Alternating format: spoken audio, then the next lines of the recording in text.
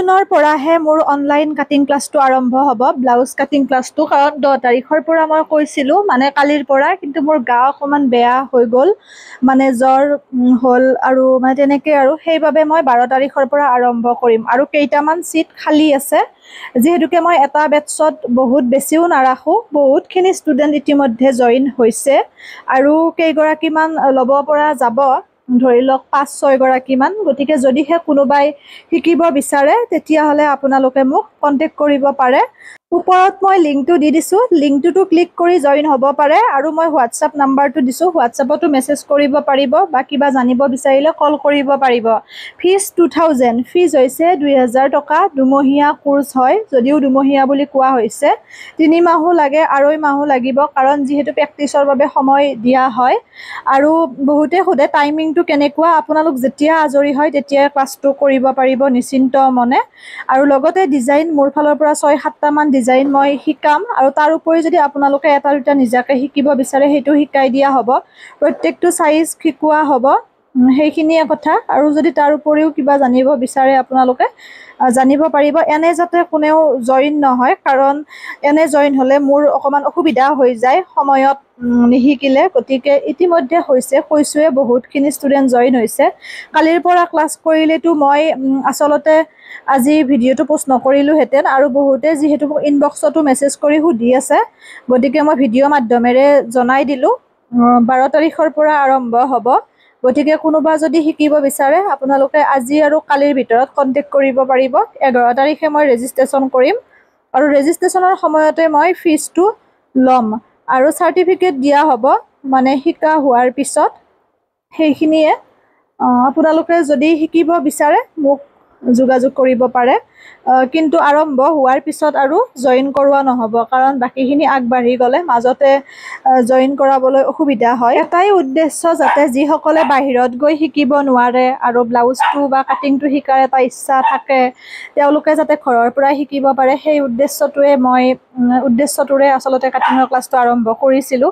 আৰু আপোনালোকেও বহুত বেছি সঁহাৰি দিছে। প্ৰথমতেতো মই নৰ্মেল ভিডিঅ'ই দিছিলোঁ, আৰু তাৰ পৰা চাই পেলাই বহুতে উপকৃত হৈছিল বা ধুনীয়াকৈ চিলাব পাৰিছিল। কিন্তু আমি নৰ্মেল ভিডিঅ'সমূহ দিলে আচলতে তাত গোটেইখিনি বেছিকৰ পৰা সম্পূৰ্ণ ক্লিয়াৰ কৰি দিয়াটো ইমান সম্ভৱ নহয়, কাৰণ ব্লাউজ বোলা বস্তুটোৰ কনচেপ্টটো বহুত বেছি দীঘলীয়া হয়।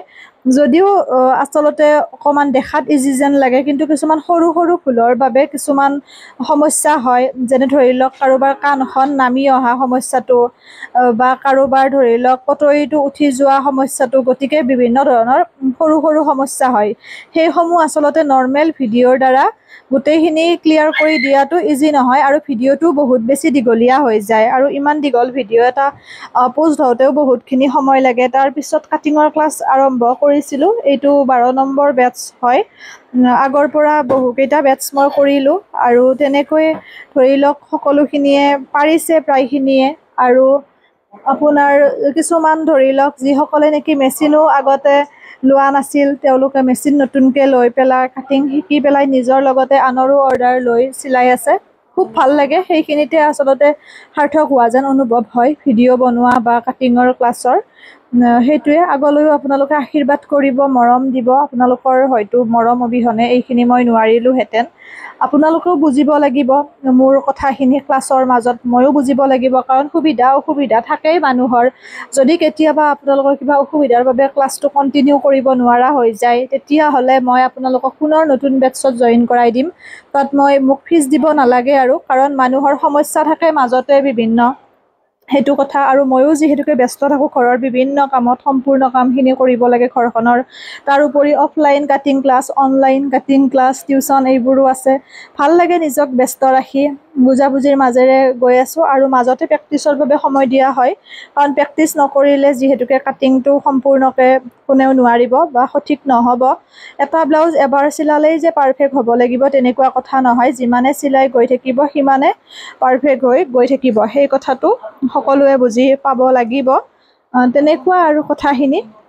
আৰু অফলাইন কাটিং ক্লাছতো বহুতখিনি ষ্টুডেণ্ট আছে, আৰু বহুতে আহিব বিচাৰিও থাকে। দূৰৰখিনি যিহেতুকে অফলাইন ক্লাছত অহাটো সম্ভৱ নহয় দিয়কচোন, মোৰ ঘৰ হাজোত, আৰু বাকী যিখিনি ওচৰ পাজৰৰ তেওঁলোকে আহে। আৰু যিখিনিয়ে বিচাৰি আছে সুধিব আপোনালোকে মোক ভালকৈ, মই তাৰ বিষয়ে জনাই দিম।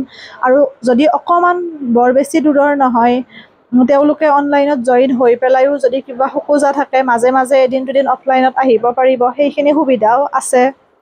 সেইটোৱে কথা। আৰু মহিলাসকলেও নিজে স্বাৱলম্বী হোৱাটো অত্যন্ত জৰুৰী আচলতে, কাৰণ ধৰি লওক ঘৰখনত উপাৰ্জনকাৰী থাকিলেও আজিকালি এজনৰ উপাৰ্জনেৰে সম্পূৰ্ণ ঘৰখন চলাটো বহুত জটিল হৈ পৰিছে। যদিও মই ছোৱালী, তথাপিও মই কিছুমান কথা বুজি পাওঁ। আৰু নিজৰ ব্লাউজটো বা নিজৰ কাপোৰযোৰ যদি নিজে ৰেডি কৰি ল'ব পৰা হয়, তেতিয়াও বহুত বেছি ৰাহি হৈ যায়। কাৰণ কাপোৰ এযোৰ কিনোতে যিমানখিনি পইচা যায়, কাপোৰযোৰ ৰেডি কৰালৈকে, দহি গোঠালৈকে, চাদৰৰ পতি লগোৱালৈকে, মেখেলাৰ ফলচ লগোৱালৈ, ব্লাউজ চিলোৱালৈ বেছি পৰি যায়। গতিকে নিজে পাৰিলে নিজৰ বাবেই ভাল।